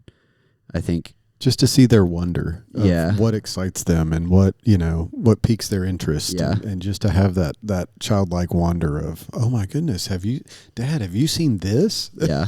Yeah. And I think I am more curious than the average person at my age. And I intend to pursue that and keep that, and I hope I keep that. But I think that having kids also like helps kind of reinvigorate that, like, awe of the world, because your kids are in awe of the world because they don't know anything. Yeah. And I think it's exciting to like introduce them to that and show them cool things, But then I'm excited that because like I'm best friends with you guys and we talk all the time, and so I'm excited to have like kids who are thinking and growing up and starting to have like intellectual conversations with them and stuff. Sure. But anyway. It's also fun to play. Yeah. Yeah. I can't wait to play Hot Wheels. Build little towns with cars. You have a lot of them. Lego villages and all the little cars in the roads. Thomas the Tank Engine. It's so fun. Track. Every now and then I kind of want to watch like one of the old kids movies from my childhood, like Nemo or Cars or something, but I kind of want to wait and watch it with my kids. Yeah. because I don't really like to rewatch movies that much, which that is changing a little bit. Claire is changing that about me, which is not a bad thing. But anyway. That's so fun. So having teenagers, fun? So much fun. I love teenagers. They're like, and college students. Yeah. I always say it's like a second toddlerhood, you know, when kids start to get a little freedom. Yeah. Yeah. I like it when kids are, you know, not trying to be cool and not embarrassed to just have fun and relax and be who they are. Yeah. How did you work to instill that in your kids? Or encourage that? Maybe you can't instill it, but maybe you can encourage it. Maybe. I don't know. Like I'm not afraid of making a fool out of myself, you know, and so that's part of it. Yeah. Not afraid to try new things. I think that you were always, you know, you had a great perspective. You were always a lot more mature. I think having seen the things that you've seen and dealing with health issues, and then also the girls, you know, while they didn't have their own necessarily, they walked through it with you as well. And so I think that perspective really kind of helped everyone keep their priorities straight, if you will. Yeah, I think we talked about it last time we were on the podcast, but I think that we allowed y'all to choose things that you're interested in. Like, we didn't force you. Like, obviously, I love golf, right? But, you know, we tried. It wasn't for you at the time. You know, I wish it would have been, but it wasn't. We're still working on it. Well, but, you know, it's not like I was like, well, you're going to go hit balls with me, you know. Or you know, either of the girls either, you know. I was like, Ansley, you know, you need to come to the golf range. Yeah. And so allowing y'all to be creative and be, you know, exploratory and, you know, find the things that interest you and that you value. And then us kind of coming alongside that and trying to figure out, okay, well, you know, I like cars. I don't know it nearly to the level you do. I have an appreciation. I love, you know, a nice, you know, sports car. Obviously, I love a Porsche 911. But the knowledge base, you know, I would try to. We would go to the what's the thing down in New Orleans we went to? The Gold Rush Rally. So we would find, you know, Mom would find Jam. it, or I would find it, or you would find it, and we'd find a way to try to make it happen to, you know, excite you about it, or Chloe with robotics, or, you know, whatever the case may be, trying to circle around letting you be your individual self, but then encouraging that and allowing you to pursue that as you, and then, you know, as you go and as you grow, you know, just trying to figure out how to come alongside you through that process. Yeah. Chloe might say I forced her to do robotics. Yeah, at the beginning, but not at the end. Yeah, I think Probably not even year 2. by the time Chloe came along, I think I was a slightly different parent than I had been before. Like, I think I could have pushed harder to practice your piano more, or, you know, I didn't want to make you hate something. Yeah. And sometimes when a parent makes someone practice or whatever it is, then they don't like it anymore. Yeah. And so I didn't want to do that. I wanted you to enjoy it, whatever it was that you were doing. Yeah. And music was your thing also. Yeah. Not just cars. Yeah. Yeah. I don't know what my relationship with music is right now. I went through a little while where I didn't like music. Interesting. And I would just listen to podcasts and stuff. Sure. And now I like music, but I don't get the same, like, it was like a deeply emotional thing for me for a long time. And I don't really feel a lot of that anymore. I know this past Budapest trip, when you played acoustic, are you still playing any? I hadn't touched it really since we moved, because I've been. It was a pastime thing, and now my pastime is hanging things on the wall, fixing a house up. Yeah, that's understandable. mowing the grass is a really fun hobby I have now.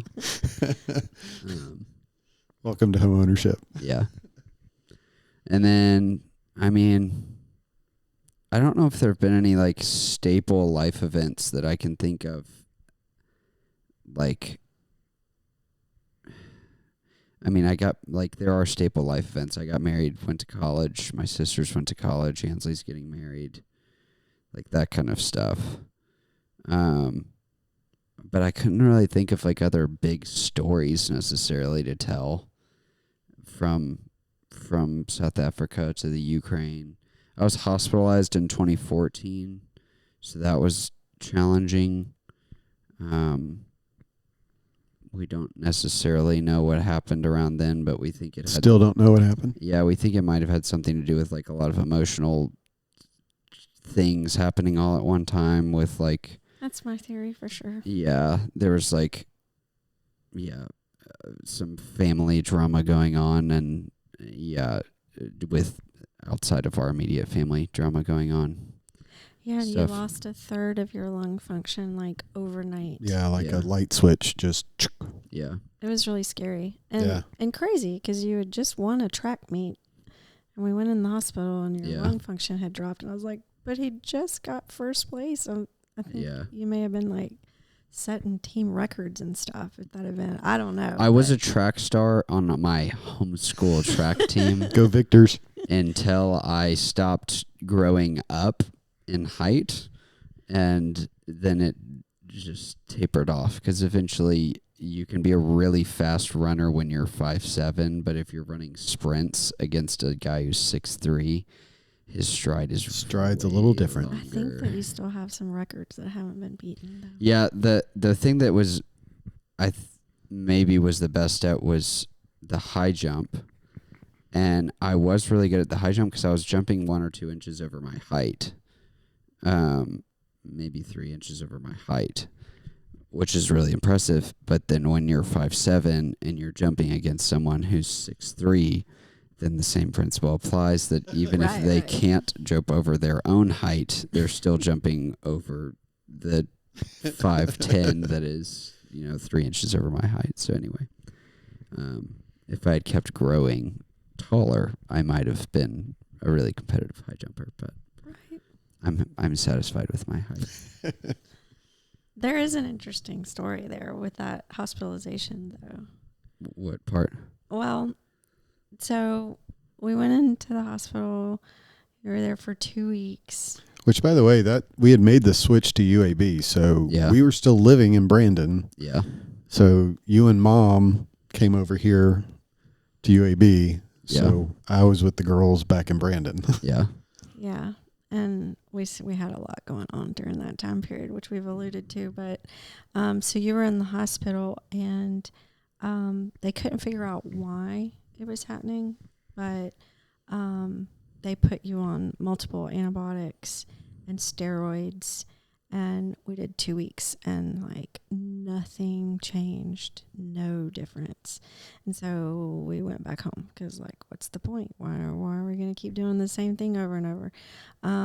But then we ended up going right back in, and so then you were in for a couple more weeks, and they were doing the same thing, antibiotics and steroids, and they did a bronch, where they go in and try to figure out what you're growing and all this, and like you looked great. You were like clean, like there wasn't anything going on, but nothing that they did worked, which was really scary because your lung function went down into the 60s, and like they were talking about, like, if it drops to 45, then you go on a transplant list. Yeah. It was pretty scary.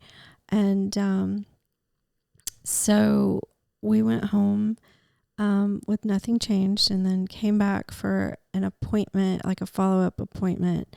And the doctor looked in your nose and saw these polyps in there, and was like, oh, well, we can get rid of those. It was kind of like, oh, I know how to get rid of polyps. Yeah. We'll have surgery and we'll take those out. Which I think they were just excited that there was something that they knew they could fix. Right. And so, as y'all remember, I had started doing some natural supplements and things after my skiing accident. And so while we're sitting there, I Google on my phone, like how to get rid of nasal polyps naturally. And so he wants to go ahead and schedule surgery. And I say, let's put it off just a little bit, because I read that frankincense can get rid of nasal polyps. And so I was like, just give me 2 weeks and we'll come back and then we'll schedule the surgery, because I really wasn't ready to have a surgery after being in the hospital for a month and doing nothing. So we go home and I start giving you frankincense under your tongue twice a day. And then we go back 2 weeks later and all the nasal polyps are gone and your lung function has gone up by 20 points. And so frankincense. Yeah. It's in the Bible. I mean, wow. The wise man gave it to Jesus. Crazy results. Yeah. Kind of makes me want to start using it again just because. I still do it under my tongue every day. Yeah, I think people are really skeptical of stuff like that, which is fair because the scientific method is effective in discovering things that have worked numerous times and can be considered good science. But, and so it's easy to dismiss one-off experiences as anecdotal. Sure. But when you're the one who has the one-off experience and it works, right, it's hard to argue with the thing that worked for you specifically the one time. That's right. Someone else must have experienced it because it ended up on the internet and that's how I found it. Right. But yeah. So, yeah, it's always a push-pull with people who want to use the scientific method as if it's the gospel, because sometimes things have not been studied, and part of what science is being curious. Sure, and I'm not experimenting. afraid of the scientific method. I think that everyone who has polyps should try frankincense and see how it works. Right. I think one of my frustrations with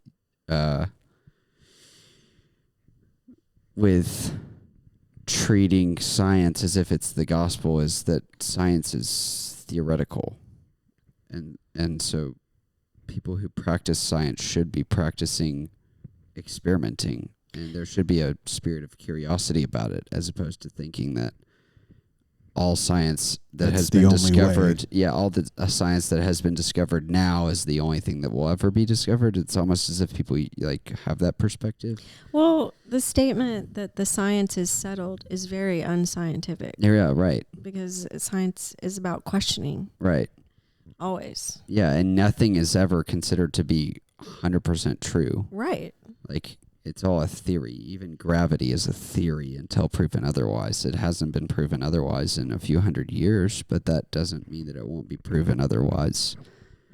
People used to, cut people open and let them bleed out because they believed that the illness would bleed out of them. Right. Or they would stick leeches on people because they thought the leeches would suck the illness out, And facts aren't the same as truth. Facts change. Yeah.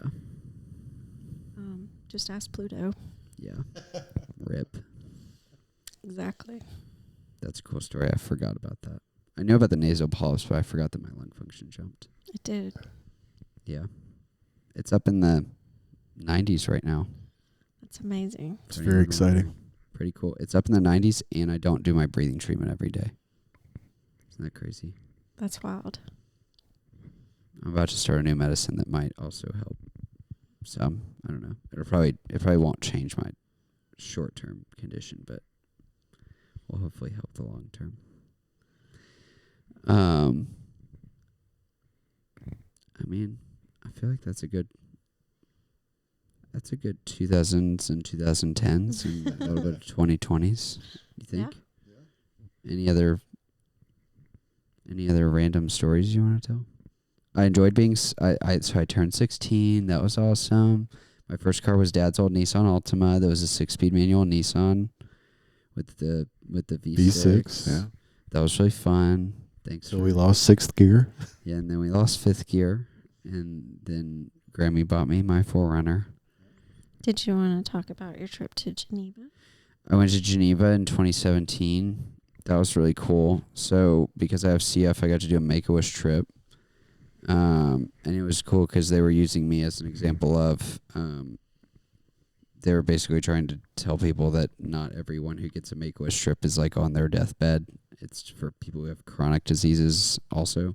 On a side note, you were the 2000th wish that was granted for the state of Mississippi too, so that was kind of cool. Yeah, so I was the 2000th wish, and I didn't wish to go to Disney World. I wished to go to the Geneva Motor Show. So everyone in the Make-A-Wish program, everyone involved was like really excited because they were like, wow, he wants to do something interesting different and unique.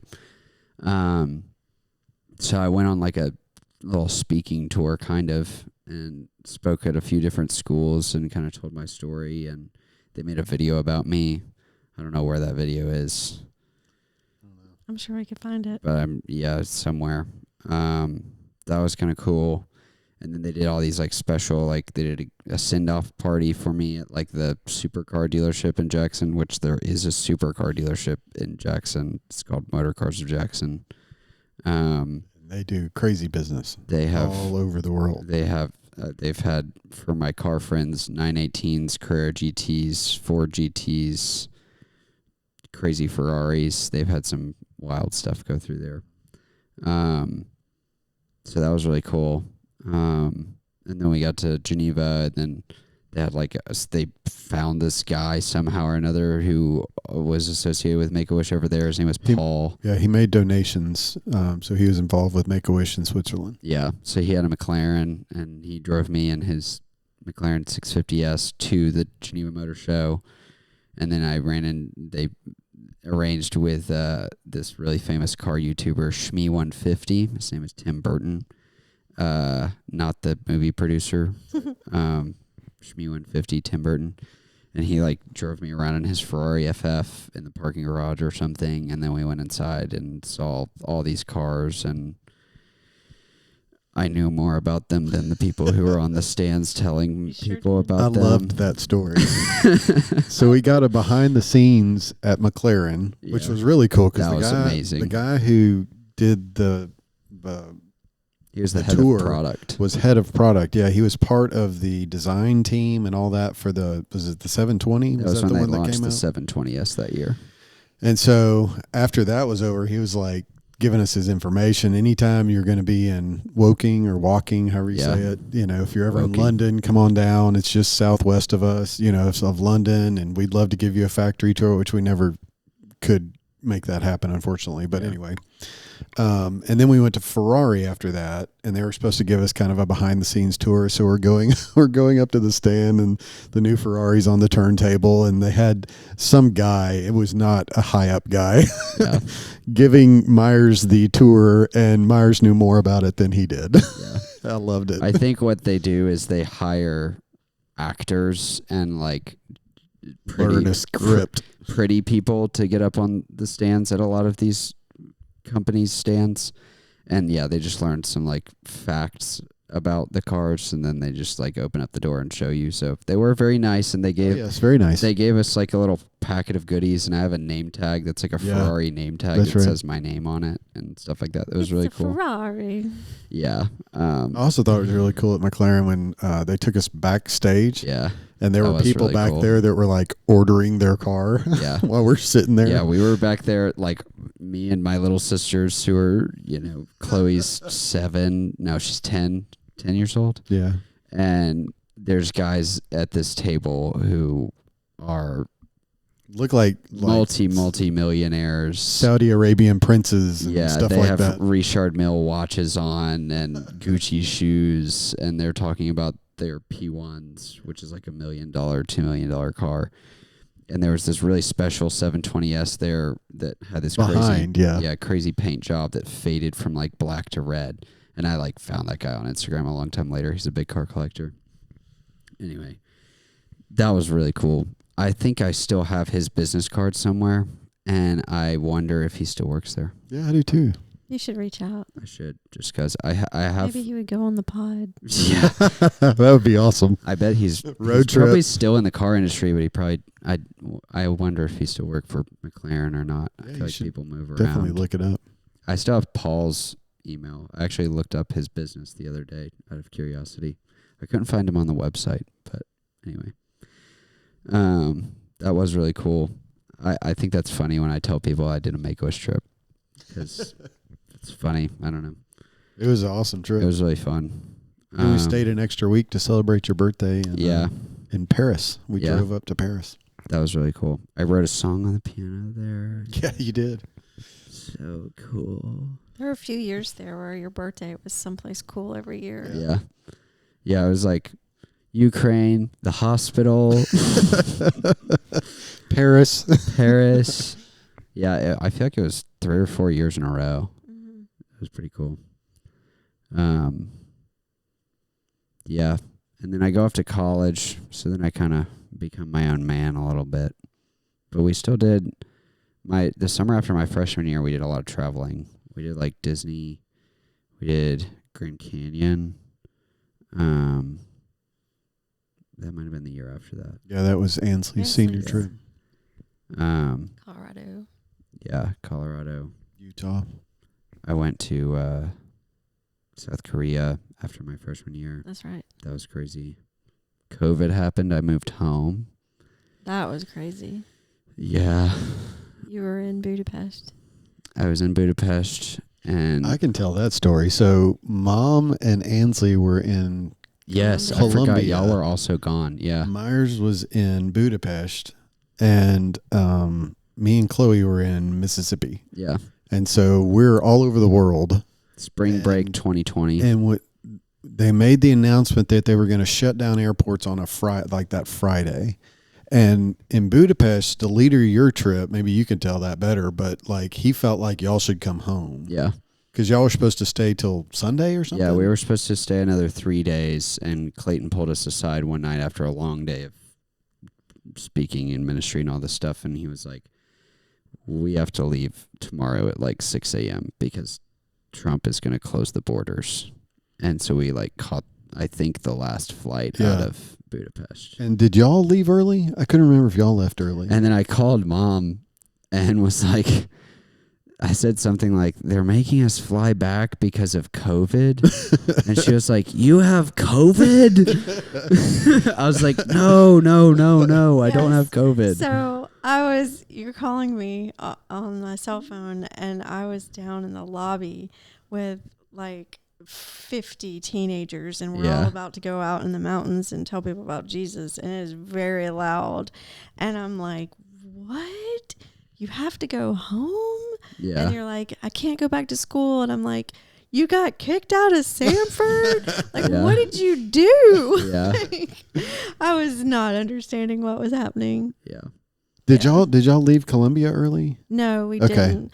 In fact, and I was so like, hindsight, things. But in the moment, I was like, there's one person in all of South America, like not just the Colombia, entirety of South America, but in all of South America, whole continent that has been diagnosed, and you're telling me I can't go back to church when I get home? Yeah. Like, what? Yeah. So That meanwhile, we're in Mississippi, crazy. like looking at like Flight Aware or whatever, trying to track when everybody's going to get home and wondering if you're going to make it, since you're on the last flight out. And so, yeah, that was kind of crazy. And I'm like, do I need to bring toilet paper from Colombia? I remember you telling me to bring toilet paper back from my dorm, and I think I forgot it. And you were like, why didn't you bring toilet paper? Well, I got home and Dad had not gone and bought toilet paper. Yeah. That was wild. crazy. Crazy times. Yep. Indeed. And then, I graduated college. Got married. I got married. I think we've gone through that because I had Claire on the podcast. Yeah. Great addition to the family there. Indeed. I'm a big fan. We are as well. Well, I think that's probably a good place to stop. Almost 2 hours in.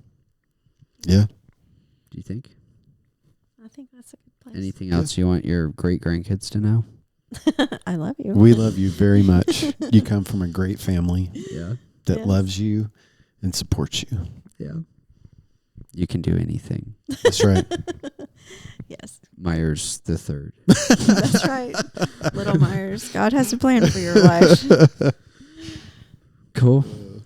Thanks. Yeah, Thanks for feeding me dinner on a Tuesday night. absolutely. Talking to me for 2 hours about things that we've all experienced already and we already all know. Fun, Anytime. Fun to go down memory lane. Yeah. Love y'all. Love you too. Thanks for listening, people on the podcast. This is mostly just, for my kids and my grandkids, but you're Steven's welcome. grandkids too. Yeah, and Steven's grandkids, Ronaldo and Myres Jr. Yeah.